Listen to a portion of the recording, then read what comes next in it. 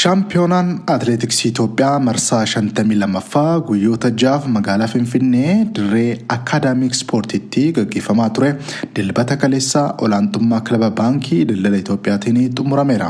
Qopheessummaa Federeeshinii Atileetiksii Itoophiyaatiin waggaa waggaan kan gaggeeffamu shaampiyoonaan atileetiksii Itoophiyaa kun naannoleen bulchiinsonni magaalaa fi kilaboonni kan hirmaachise ture. Gareen atileetiksii naannoo Tigraay waggaa 2 booda shaampiyoonaa kanarratti hirmaachuu fi kanaan dura olaantummaa garee raayyaa ittisa biyyaa yookaan maqaa addaa Machaal jedhamuun beekamuun xumuramaa ture.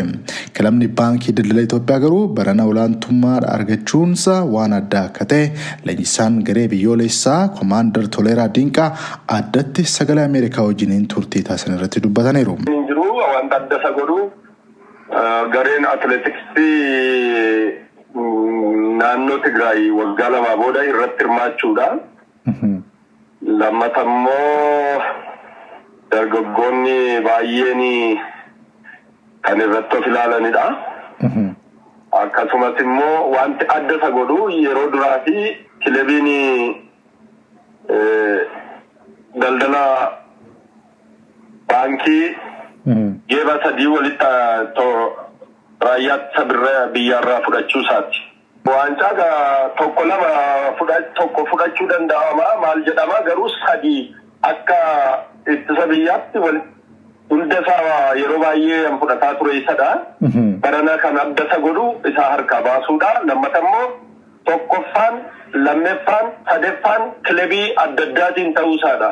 Daldalli baankii biyyoolessaa baranaa waan addaa rikkeerdota shanjaatiin kokkoboota yookaan urjii badhaafamuu atileetota gaggabaabaa rikkeerdii fooyyessaniin kana ajjabame Itoophiyaa elektirikiinis akkasuma rikkeerdiidhaan kan ulee alarkaa fuudhaa kan dhibbaa kan fooyyesseetti badhaafamaa addaa ta'uu isaadha kan adda isa godhu jechuudha.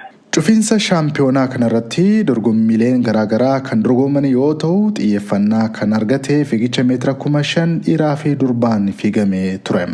Haala kanaanis fiigicha dhiirota gidduutti dorgomeen kilaba koorporeeshinii injiinaringii Oromiyaa irraa atileet Tarreessaa Tolasaa tokkoffaa baheera.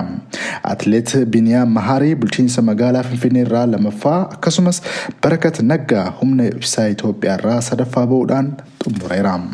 Dorgommiidhuma dubartoota jidduutti fiigicha meetira 5,000 dorgomeen kilaba daldala Itoophiyaa irraa atileet Yenewaa Nibrat tokkoffaa, mana sirreessaa federaalaa irraa atileet Aksumaayit Ambaayee 2ffaa yogguu baatu, Asaayech Ayichoo baankii daldala Itoophiyaa irraa 3ffaa bahuudhaan xumurteetti. Shaampiyoonaa atileetiksii Itoophiyaa marsaa 52ffaa kanarratti kilaboonni fi naannoleen ga'umsa cimaa agarsiisaniiru. Haala kanaanis kilaboonni atileetiksii daldala baankii Itoophiyaa dhiiraan qabxii waliigalaatiin 154 fiduun tokkoffaa, kilabni Machaal qabxii 125 lammaffaa akkasumas humni ibsaa qabxii 104 sadaffaa bahaniiru.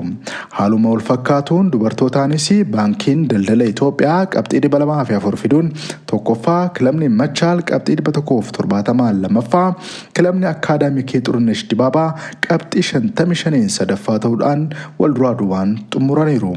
Kilabni baankii daldala Itoophiyaa dhiiraa fi durbaan qabxiin galmeessee 358 yoo ta'u bu'aa waliigalaatiinis injifannoo gonfachuun waancaa saasa 3ffaa argachuu danda'eera.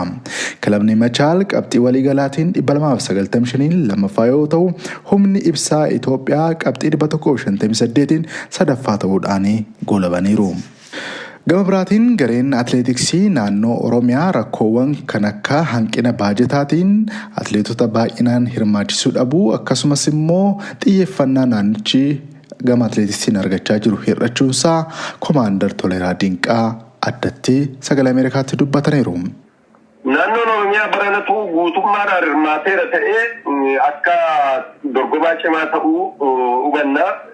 Naannoon Oromiyaa kana dura lammeeffaa sadeeffaallee ba'aa ture garuu hanqina baajetan qabnu jedhuuni atileetonni bakka adda addaatti bittinsamanii guyyaan tokko yookaan guyyaan 2 yoo hafu walitti qabaniiti kan Oromiyaan hirmaate. Akkas ta'es qabxii boonsaa galmeessaa kan ture. Lammata garuu akkuma naannoo Oromiyaatti atileetonni jajjaboon atileetonni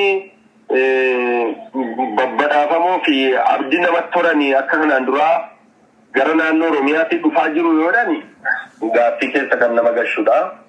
Kan irratti illee hojjetamuu qabudha. Baay'ees kan nama saalfachiisudha.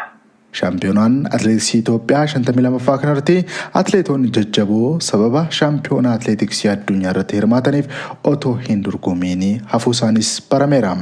Gabaasa sagalee Ameerikaatiif Eebbisaa Naggasaa, Stookholm, Siwiidin.